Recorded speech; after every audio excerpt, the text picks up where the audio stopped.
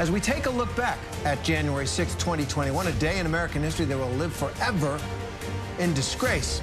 Violent extremists, egged on by former President Trump, broke into our nation's capital, left a permanent scar, what should have been a solemn day in American politics, the certification, peacefully, of the 2020 presidential election results. That was ruined, of course. They did complete it, but not peacefully. Around 100 of the attackers had military, law enforcement, or official experience, which really does throw an egg in the face of the meaning behind the badge and the uniform. At least 62 of those charged are members or have ties to a militia group. 29 were publicly members of the Proud Boys. The FBI is still looking for 350 individuals, including over 250 that assaulted police officers on that day. And it was on that day that a joint session of Congress was convened to count the electoral ballots in the 2020 presidential election, reflecting results that had already been certified by each of the 50 sovereign states and the District of Columbia. Several Republican lawmakers objected to the count based on false claims of voter fraud in previous elections. Some Democrats had objected to various electoral slates. It was during this process and this one, however, that, as you see, that the Capitol was breached, prompting Capitol Police to stop the proceedings. They evacuated the House chamber and the Senate chamber. And at that moment, Congressman Dean Phillips could be heard shouting from the balcony at the Republican objectors, "This is because of you." And he joins us now. Congressman Dean Phillips of Minnesota joins me live now for more. Take us back to that moment, Congressman Phillips, and what stands out in your mind. Terry, I think I speak for millions right now, as I did for millions back on January 6th of 2021, when I screamed, "This is because of you," at Paul Gosar. It was a feeling of disbelief, images and a moment that I only imagined could happen in other countries, never our own. And as we reflect on that day, of course, it was traumatic for those of us in the room, not just members of Congress, but staff and journalists and Capitol employees. But the collective trauma of the country is what I want to remember today. What we went through was horrible. And the way we get out of it is together, Terry. And I've been thinking a lot about the fact that we should not fear those that broke into the Capitol that day, the insurrectionists. The law will take care of them. Many are being prosecuted right now.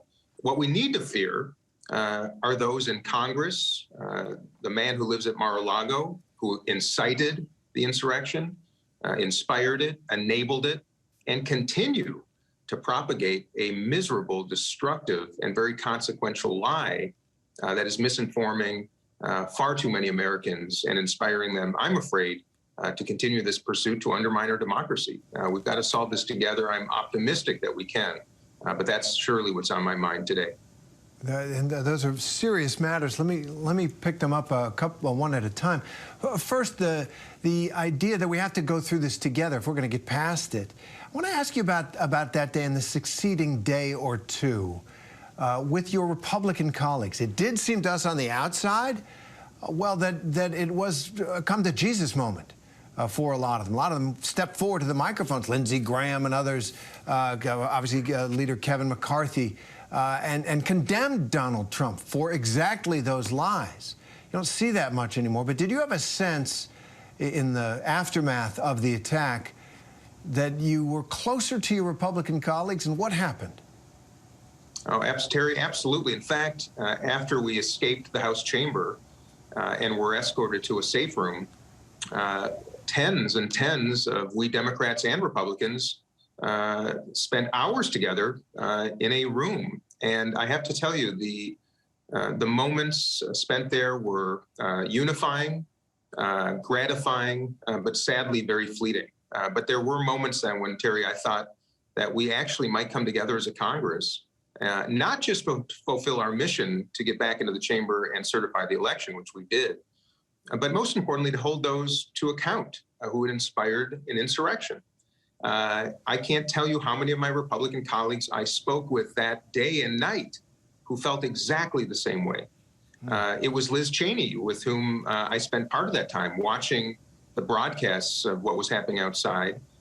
From the moment it happened to today, she is as resolute about getting to the truth and holding those accountable as anybody But the dissipation and erosion of that intention and purpose by too many of my other colleagues is disappointing. But I have to say, Terry, it's still a responsibility of every one of us in Congress to be respectful, to find common ground, to get to know each other, find some humanity in each other. For if we don't model that behavior for the country, I think it's going to be awfully difficult to expect our fellow citizens to do that in our stead.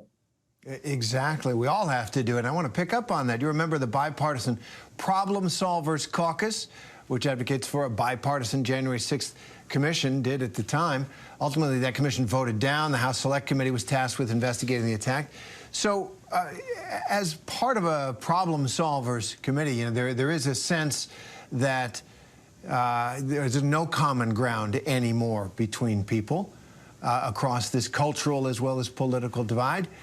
Is that true, or are we exaggerating it? I keep talking about these polls that I've seen that find that when asked to describe your typical Democrat, the average Republican describes an extremist, and Democrats do the same. Is there still common ground? Do you get a sense of that, or are we just going to duke it out indefinitely? Harry, let me say that it's not as bad as it's portrayed and not nearly as good as it must be. And I say to many that we have a problem with an angertainment industry in the United States. There are media enterprises that thrive by distracting and dividing, pointing out only the scary and the frightening. The fact is, Congress is a human enterprise, just like any other enterprise or organization. And there are possibilities. The Problem Solvers Caucus, Terry, is a perfect example. 28 Democrats, 28 Republicans, very diverse political perspectives and geographies and backgrounds. But we make it our intention to get to know each other and build respect, set aside the political swords, if you will. And we do find common ground. You know, we are the workhorses of Congress, not the show horses. You don't know many of our names, of course, but we've gotten a lot done. And I think the antidote to this great challenge that we face is doing more of that, and not just at our Problem Solvers Caucus table or just in Congress, but all around the country, for everybody to take a single step towards someone who sees things very differently and show some mutual respect for your countrymen and countrywomen. If we don't, I'm afraid that the future will be dark, but I'm still optimistic that with the right people populating Congress, if people get out and vote next November, no matter who you vote for on what side of the aisle, I do ask that people consider the integrity, the courage, and the character of those for whom they vote. If they give that consideration, I'm optimistic.